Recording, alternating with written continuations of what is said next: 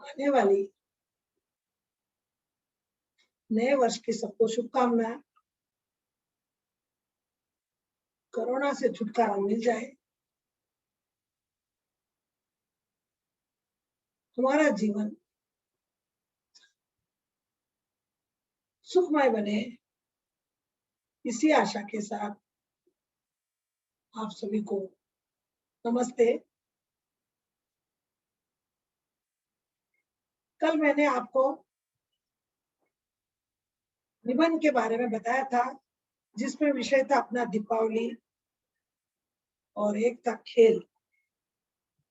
अब इसमें आपको मैंने पॉइंट बताए थे 6, जो पॉइंट आपको याद होंगे। प्रस्तावना यानी आर भूमिका, फिर उसके प्रकार, वर्णन, लाभ, हानि, उपसहार। अब कुछ ऐसे निबंध भी है जिनमें थोड़ा सा अंतर आ रहा है, उसके बारे में भी आपको जानकारी देती हूँ, ध्यान से सुनिए।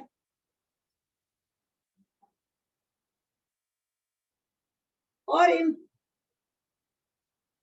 निबंध के मेन पॉइंटों को आपके दिमाग में इतना अच्छी तरह से रख दीजिए, ताकि आपको कोई भी टाइम किसी भी विषय पर अगर निबंध दे दे तो आप लिखने में बहुत कुशल होंगे। बस इन चीजों को समझ जाइए। अब देखिए, मैं आज आपको कोरोना बहुत सा फैल रहा है, हो सकता इसके ऊपर भी आपको इसका निवारण कैसे हो, हमें कैसी कैसी सावधानी बरतनी है, इसके बारे में भी आपको लिखना है। ऐसा आ सकता है तो हम लोग ऑलरेडी तैयार होना है। अब इसमें भूमिका में प्राचीन समय में ऐसी कई बीमारियां, जैसे प्लेग जो चूहों से होती थी, और चेचक, एक को हुआ तो सबको होता था, लेकिन फिर भी वो इतना भयानक नहीं था। लेकिन ये कोरोना हमारे जीवन में बहुत ही भयानकता ला के रखी है।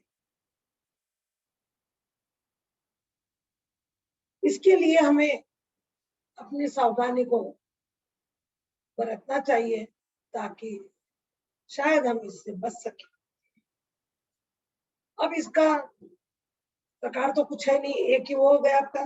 दूसरा आपका वर्णन करना है कि कोरोना आने के लक्षण कैसे होते हैं। कुछ लोग कहते हैं ये लक्षण ही है, ये कहते नहीं कि इसके आने से पूर्व किसी को बुखार, खांसी, हाथ पैर का दर्द, और सबसे बड़ी बात है हमारे चेहरे, हमारे जबान पर किसी तरह का टेस्ट नहीं आता। पता नहीं इसका कैसा ये फैल रहा है। इसका अभी तक करीबन 1.5 साल के पास हो चुका है, लेकिन पूरी तरह से निर्णय नहीं हुआ। तो हमें जो चीज हमको सावधानियां बरतनी है, जो अपने को केयर करना है अपनी हेल्थ के लिए, उसके लिए हमें बहुत सावधानी रखनी चाहिए। अब देखिए, ऐसा देखिए तो ये कोरोना का फैलने का मेन कारण है बाहर का भोजन, मंडियों पर खाना, और अन्य मांस मछली का आहार करना, शराब का सेवन, आदि ऐसे कई कारण है। पहले उस जमाने में सात्विक भोजन करते थे। सात्विक भोजन में तो दाल, रोटी, सब्जी, चावल आदि। आज हमारे जीवन में, हमारी जबान पर, रस्ता पर इतने चस्के लग चुके हैं कि ये हमको दाल, चावल, रोटी नहीं भाती है। हमको तो चाहिए पिज्जा, बर्गर, मंडियों पर मिलने वाले पानी पूरी, चाट मसाले। इसका हमने अधिक उपयोग किया। इसी कारण से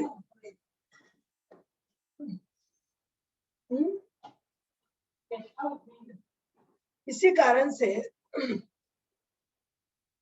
हम लोग उस चीज की पुनरावृत्ति नहीं कर सकते। खैर, अब इसका आने का आगमन बताया। अब इससे हमको सावधानी कैसी बरतनी है, क्या करना है ताकि इससे हम बच सके, वो पॉइंट टू पॉइंट लिखना है। पहले बाहर पूरे ग्रुप के साथ न बैठे, एक दूसरे के पास न बैठे, किसी को छींक भी आए तो उससे दूर रहे, सैनिटाइजर करे, बार बार हाथ धोए, सादा भोजन आदि करें, पानी को उबाल कर पिए, गर्म पानी पिए, काढ़ा बनाकर घर में पिए। इन सभी के कारण से हमारी ये रोग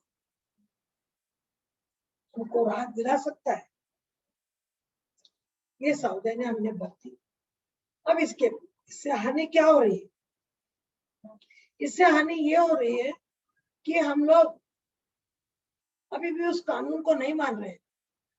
एक साथ सबके साथ मिलकर बैठना, उठना, खाना, होटलों में जाना, शादियों में घूमना, ये सब उसके लक्षण है। तो इससे हमको बचना चाहिए, ताकि इससे अगर हम बचे तो शायद, देख रहे हो आप लोग, बच्चों की पाठशाला बंद हो चुकी है। कोई नहीं चाहता मरना, सबको अपनी जान प्यारी है, लेकिन अगर आपने सावधानी नहीं बरती तो आप बिना ही कारण अपने प्राणों से हाथ धो बैठेंगे। इसीलिए हमको सरकार के द्वारा बताई हुई सभी नियमों का पालन सख्ती से करना चाहिए। यह है हमारा। हानि वही है, अगर इनके कानूनों को न मानेंगे। जैसे आप लोग देखते हो, एक उदाहरण मैं बताती हूँ आपको। आप गाड़ी चलाते हो, आपको कहा गया कि हेलमेट पहनना है और आप हेलमेट नहीं पहनते, तो आपके ऊपर क्या लग जाता है? जुर्माना हो जाता है। तो हमने नियम को नहीं पाला, इसलिए हमको जुर्माना देना पड़ेगा। उसी तरह से कोरोना के लिए जो नियम बताए गए, उसका अगर हम पालन करेंगे तो हमारी हो सके रक्षा हो सकती है। लास्ट में आपको लिखना पॉइंट उत्साह। हम सब चाहते हैं कि सरकार ने बहुत सुविधा कर रखी है। कई गरीबों को, कई नौकरी वालों को, कई किसी को कुछ चीज का बंदोबस्त कर दिया है, पैसों का बंदोबस्त किया है, खाना पीने का इंतजाम किया है। तो हमें उसको सही ढंग से उसका उपयोग करके अपने जीवन में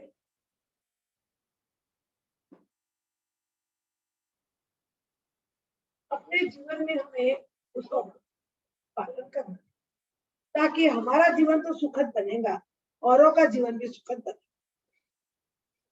और देश के अंदर खुशहाली फैलेगी।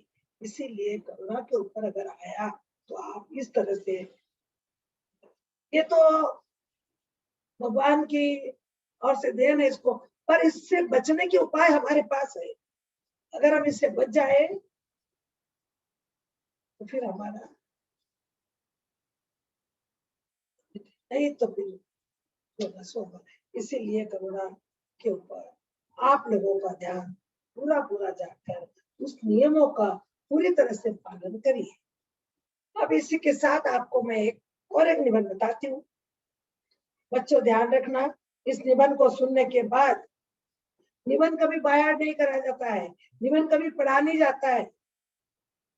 बस जो मैं बताई उस पॉइंट को लेकर आपने अगर निबंध लिखा तो आपको 100% अंक प्राप्त हो सकते हैं। लेकिन उसके लिए भाषा, मात्राओं का ध्यान, शुद्धता, अक्षर साफ, ये सब होना चाहिए।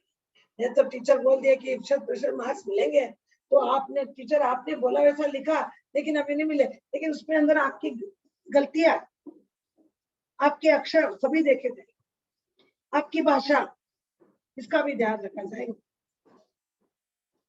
अब इसी के साथ मैं आपको और एक व्यक्तिगत निबंध बताती हूँ।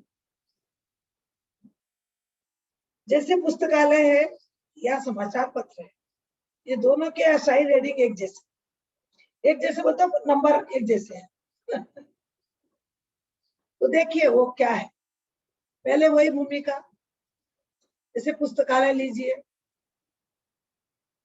अब आपको लिखना है पुस्तकालय। पहले पुस्तकालय का निर्माण कहाँ हुआ था, किसने किया था। दूसरी बात, पुस्तकालय पुस्तक प्लस आलय, जहां अनेक पुस्तकें रखी होती है उस जगह को पुस्तकालय कहते हैं। आपके अंग्रेजी भाषा में लाइब्रेरी कहते हैं। हिंदी में पुस्तकालय वाचनालय, इंग्लिश में ओनली एक ही है, लाइब्रेरी। ठीक, पुस्तक प्लस आलय दो शब्दों के मेल से पुस्तकालय बना। अब देखिए पुस्तकालय के भी प्रकार होते हैं, पुस्तकालय के भी प्रकार होते हैं। वो पहला व्यक्तिवाचक पुस्तकालय, जातिवाचक पुस्तकालय और संचार पुस्तकालय। अब देखिए व्यक्तिवाचक पुस्तकालय क्या है, ये लिखना, इसके 3 प्रकार बताना, फिर एक एक के बारे में एक लाइन में एक्सप्लेन करना। क्या है व्यक्तिवाचक, तो आपको बताना है व्यक्तिवाचक पुस्तकालय मतलब कोई लोग पुस्तक का पढ़ने का बहुत प्रेमी होता है और वह अपने ही घर के अंदर एक छोटे से कमरे में, एक छोटी सी अलमारी में कई महान पुरुषों की पुस्तकें रखता है। उसको बोलते हैं व्यक्तिगत या निजी पुस्तकालय। अब देखिए उसमें वो जब मन में आया, जब उसका मन उदास हो जाए, क्योंकि बताया जाता है कि पुस्तक हमारा साथी है, मन को उदासता से दूर करना है, पुस्तक को लेकर पढ़ना। अब व्यक्तिगत जातिवाचक पुस्तकालय, ये व्यक्तिगत या निजी पुस्तकालय। जातिवाचक पुस्तकालय सेंट्रल लाइब्रेरी, जो हमारे इस सिटी के अंदर, नगर के अंदर एक इतनी बड़ी विशाल रखती है पुस्तकालय, जिसमें स्वयं सब लोग जाकर उसके मेंबर बनने के बाद उसमें जाकर पढ़ सकते हैं और मेंबरशिप होने पर आप उसकी किताबें घर पर लाकर भी पढ़ सकते हैं। उसे कहते हैं जातिवाचक पुस्तकालय। सेंट्रल लाइब्रेरी, उसके मेंबर बनना है और आप उसमें जाकर पढ़ सकते हो, सभी विषय की पुस्तकें आपको उसमें उपलब्ध मिलेगी। अब देखिए आपको तीसरी पुस्तकालय, संचार पुस्तकालय। संचार पुस्तकालय यानी क्या, संचार यानी एक जगह से दूसरी जगह में किताबें पहुंचाना। जैसे छोटे छोटे शहरों में लाइब्रेरी नहीं होती है, पुस्तकालय नहीं होता है, तो सरकार क्या करती है, एक गाड़ी के अंदर, छोटी गाड़ी में उन पुस्तकों को ले जाती है और उस छोटे छोटे गांव में उनको देती है। सब लोग उस पुस्तकों को लेते हैं, नाम नोट करते हैं और उसके बाद उनको 1 सप्ताह के बाद वापस लौटाने के लिए। तो इसको कहते हैं संचार पुस्तकालय, ताकि इन पुस्तकों का ज्ञान उन लोगों तक पहुंचे। ये पुस्तकों के प्रकार मालूम हो गए आपको। फिर वो 8 दिन के बाद में जाते हैं कोई गाड़ी और दी हुई पुस्तकें लेती है और अन्य और दूसरी पुस्तकें उनको बच्चों को बुक करती है। अब ये हो गए प्रकार। अब वर्णन। वर्णन पुस्तकालय का यही करना है आपको कि लाइब्रेरी हमारे जीवन का एक अंग है, जिसमें वो बड़े छोटे अमीर गरीब सभी लोग आकर पढ़ सकते हैं। बस उसका मेंबरशिप बन जाना है। उसका मेंबरशिप बन गए तो वो उसको वहां पर जाकर बैठकर कुछ पढ़ सकता है, उसकी कुछ पॉइंट लिख सकता है, उसको सब अनुमति होती है। पुस्तकालय ज्ञान का मंदिर है, मन को शांति मिलती है, इसीलिए पुस्तकालय का दूसरा नाम है ज्ञान मंदिर। जैसे भगवान के मंदिर में आप जाते हो तो प्रभु से अपना ज्ञान मांगते हो और वहां का वातावरण बिल्कुल शांत रहता है। उसी तरह से पुस्तकालय में भी बिल्कुल चारों ओर खामोशी, चाहे कितने भी क्यों ना लोग हो बैठे हो, लेकिन किसी के मुंह से कोई आवाज नहीं होती है, शांतता मिलती है। तो इस प्रकार से इसका पुस्तकालय के प्रकार, पुस्तकालय से लाभ। अब लाभ बताना है कि लाभ ये है इसमें। पहले 3 हो गए आपको, भूमिका, फिर प्रकार, फिर उससे लाभ, सॉरी वर्णन, अब चौथा है लाभ। अब लाभ में ये है आपको कि कुछ ऐसे विद्यार्थी होते हैं जो इतनी बड़ी कीमती किताबें खरीद नहीं सकते, लेकिन वहां जाकर वो मेंबर बनकर वहां पर वो किताबों को लेकर ज्ञान की प्राप्ति कर सकते हैं। दूसरा लाभ ये है कि हमको वहां पर एक दूसरों से पहचान होती है, ज्ञान बढ़ता है, उसके पास क्या ज्ञान है, मेरे पास क्या है, ऐसे एक दूसरों के संपर्क में हम लोग ज्ञान को सीखते हैं। और तीसरा लाभ हमको मन को शांति मिलती है। और कहीं भी चले जाओ आपको मन को शांति नहीं रहेंगी, लेकिन पुस्तकालय में आकर अगर आप बैठ गए तो आपको लगेगा कि कुछ देर के लिए आप सब कुछ भूल जाओ। तो ये लाभ।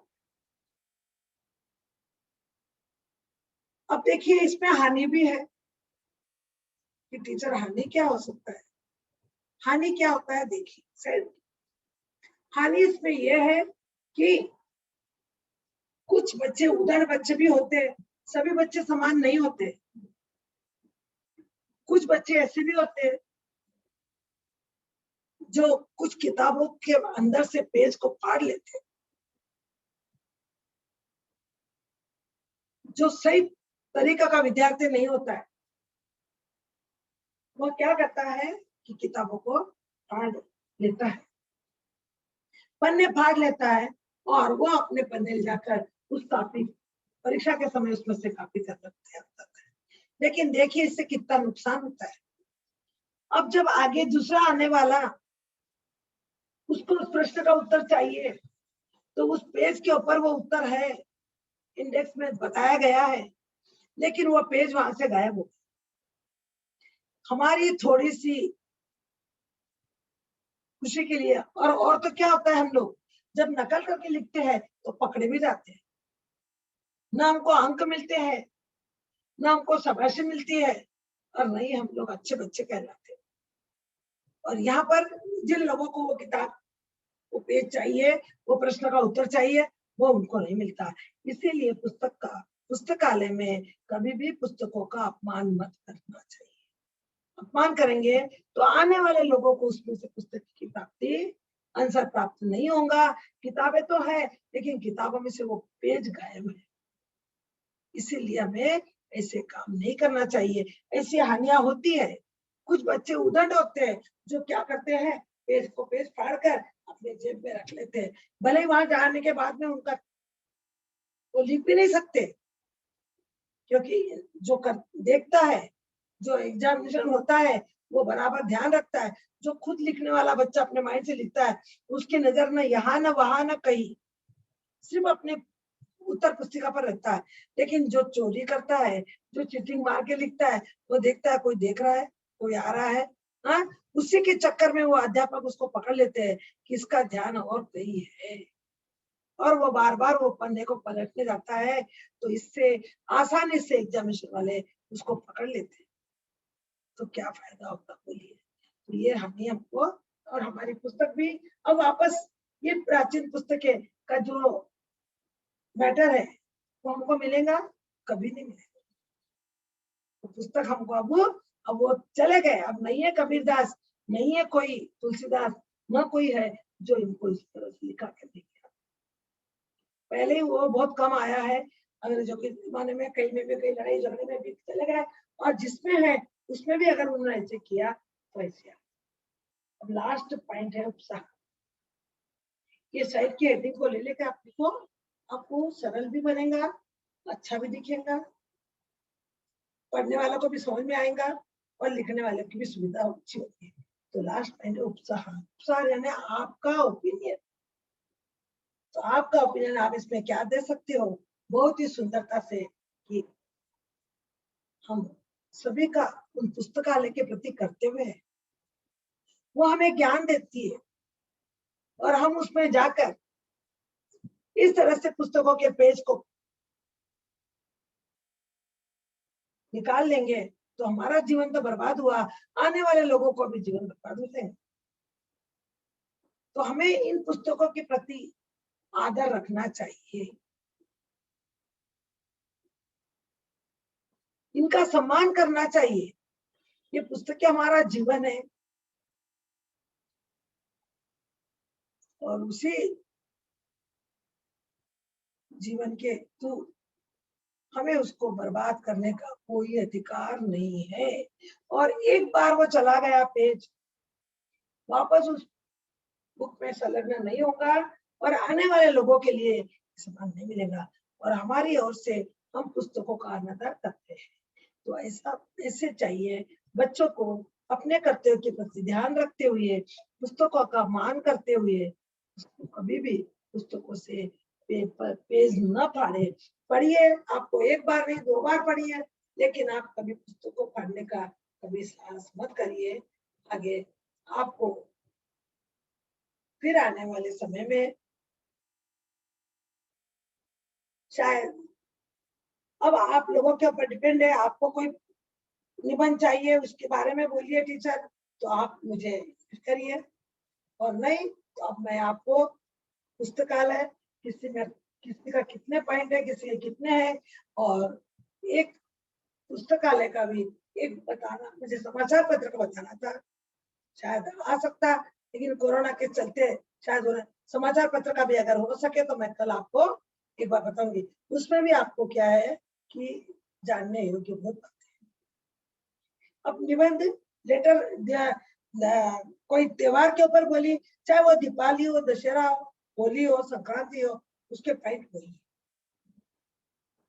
पुस्तकालय में बोली, पुस्तकालय एक है, उसके प्रकार 3 है, और उसमें भी भूमिका, उसके प्रकार, फिर उसके लाभ, उसका वर्णन, फिर उसका लाभ, उसका हानि, उसका ओपिनियन।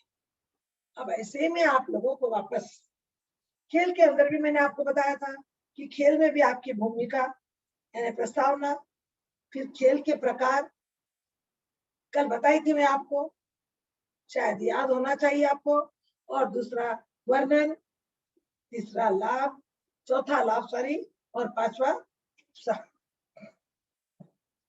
हानि और उत्साह, ऐसे इसके पॉइंट है। अब आपको हो सके तो मैं इसके समाचार पत्र के बारे में भी एक बार कल वापस पुनः बता दूंगी, और इसी को सहारा बनाकर आप अपना निबंध को माइंड में रखिए कि निबंध को लिखा कैसे जाता है। निबंध को रटा नहीं जाता है, निबंध को पढ़ा नहीं जाता है, बस उस विषय को देखकर उसको कैसे भाग करके उसको लिखना है, कैसे एक्सप्लेन करना है। इस कला को अगर आप जान गए तो आपको कोई भी निबंध आपके लिए हार्ड नहीं होगा। चाहे कोई भी हो, मैं बताई या ना बताई हो, लेकिन हर एक निबंध का यही नियम है। तो धन्यवाद बच्चों, पुनः आपको नए वर्ष की शुभकामना। आगे का पाठ अगले पीरियड में हम पढ़ेंगे। धन्यवाद।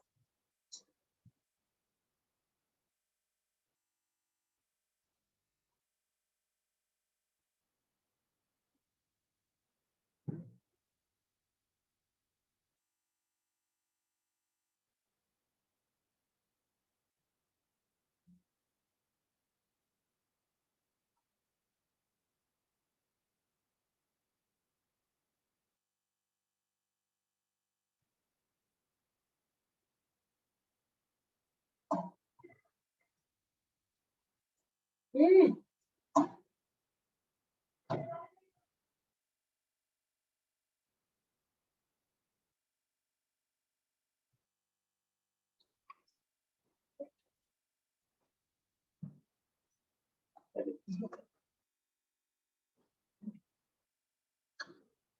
हाँ, तो कर ली मैंने।